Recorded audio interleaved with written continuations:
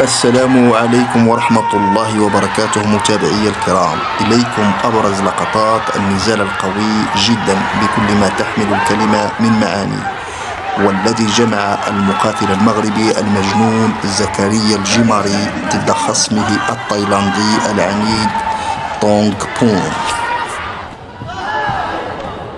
هذا النزال يندرج ضمن منظمة انفيوجن، نزال متحرك وندية قوية وقوة تحمل كبيرة لكلا المقاتلين، لكمات، ركلات، ضربات قوية جدا.